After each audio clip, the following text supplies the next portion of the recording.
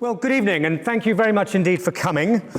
Sorry, fifth speech, you're probably falling asleep a little by now, although they are fascinating speeches, and I am learning a lot. When Elgin's artists first arrived at the Acropolis, they didn't see the gleaming modern reconstruction of the Parthenon that you see today. They arrived at two sections of broken perimeter columns, each in a C shape, east and west, with a large gap of vanished columns separating them.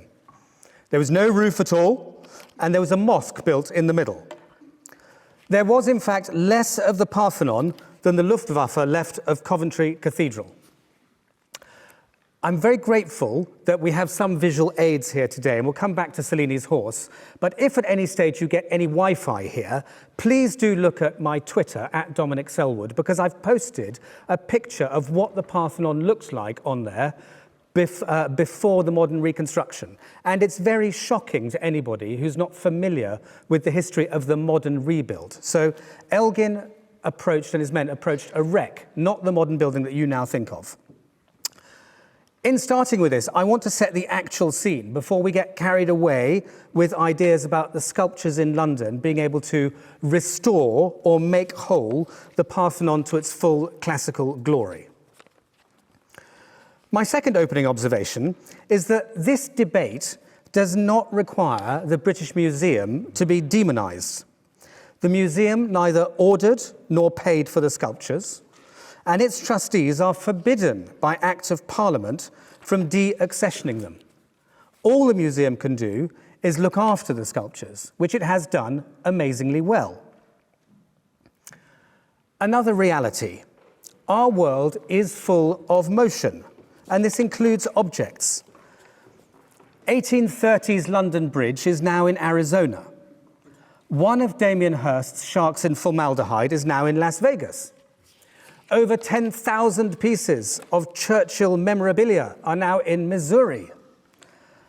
Objects are culture, and culture has no domicile or passport. Washington, D.C. has 82 Shakespeare First Folios, whereas London has 5.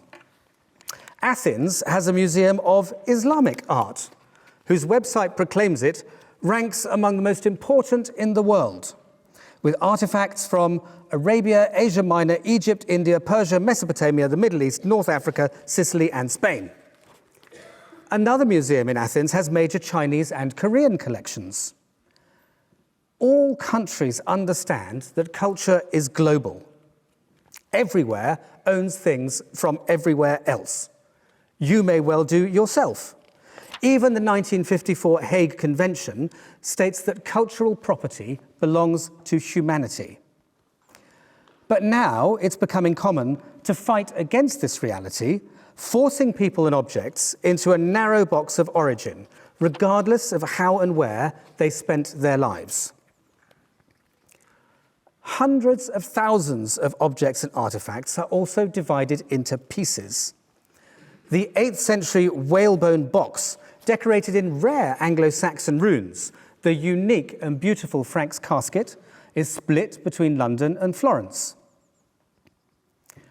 Catherine made the point about monuments and large artworks. Well, yes, Duccio's masterful altarpiece, unveiled in Siena in 1311, is now in 10 locations across Europe and the USA. It is not unusual and it is not unique that the Parthenon is in pieces in various countries and no longer together. And while we're on this, the Parthenon sculptures are not remotely the same as the Mona Lisa being ripped in half, as one often hears. When Elgin's artists arrived in 1801, 50% of the original sculptural scheme was already absent, destroyed by time, by iconoclast Christian Athenians in the 6th century, then further damaged by Venetian mortar fire in 1687, and then ongoing Ottoman indifference. Elgin's artists took half of the half that was left, so it can never be a whole again, under the blue attic sky or anywhere else. At most, it would look like a jigsaw puzzle in which every other piece has been punched out. And of course, the Mona Lisa is not in Leonardo's native Florence, it's in Paris. There is, as has been alluded to, now a sensitivity over names. Do we say Parthenon sculptures or do we say Elgin marbles? Obviously, they have technical terms, but in the context of this debate, we are asked to prefer one over the other. But it makes little sense because the sculptures tell more than just the story of Pericles and Phidias. They also speak of Athens and its journey from classical paganism to Christianity. And they tell of the Ottoman Wars, Napoleon, 19th century Britain and the Mediterranean, the Philhellenes, and countless other tales.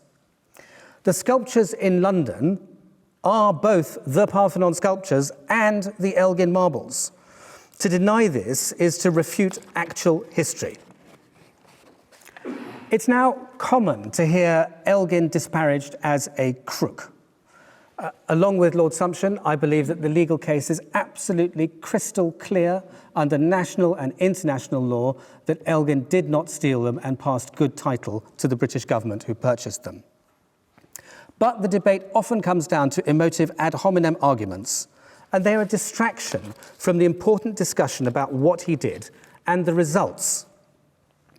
Whether you believe the evidence shows, whatever you believe the evidence shows of Elgin's motivations, it is an observable reality that the sculptures in London are in significantly better condition than those in Athens, which were subjected to ongoing damage, not least by pollution from the oil refinery at nearby Eleusis. And you need only to compare the heads of Cellini's horses, which Nigel has kindly brought us, that's the British Museum one, on the East Pediment. And I urge you to Google them, or again, check my Twitter. The horse in London is chiselled, crisp, alive, vivid, engaging, palpably exhausted from pulling the chariot all night. It is a sculptural masterpiece. The two in Athens from the same group are oblong shoeboxes of stone that are not recognizable as horses or anything else, just marble pillows.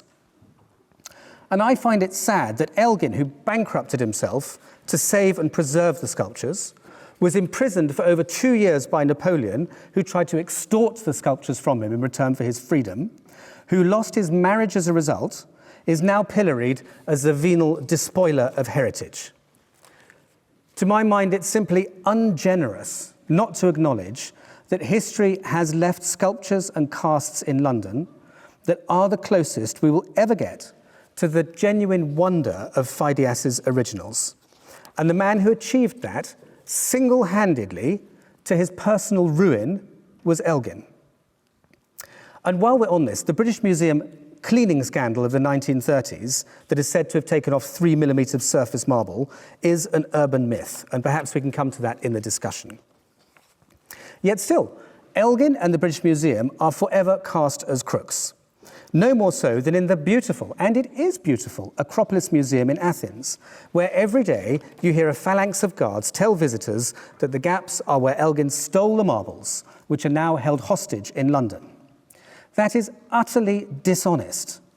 Athens has originals and casts of everything it doesn't have, made from Elgin's casts. So London's marbles, if they were sent to Athens, would fill not a single gap or a single niche. They are already filled. So in conclusion, I'd like to leave you with this brief question, which I think is at the heart of the issue. And it is this: what do we, in the 21st century, want from our museums? Because that's really what this debate is about.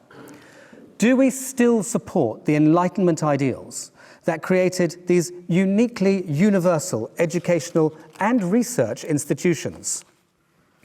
Do we want places where visitors can immerse themselves in three-dimensional physical encyclopedias to imbibe the past in context, seeing all human creativity and barbarity side by side, illustrating evolutions and relationships, acknowledging the interconnections and complexities of history, like slavery? Yes, the Parthenon was built by slaves in a city floating on slave money. People in all countries are fascinated by world culture. Museums are the specialized places in which it can be exhibited, contextualized, experienced firsthand, and enjoyed. We should, I suggest, be doing all we can to fund and protect these amazing institutions. Let's not use museums to fight battles about nationality and nationalism. If we do, then Athens needs to return its Islamic, Chinese and Korean collections, as every other museum needs to empty out. But I urge us not to do this.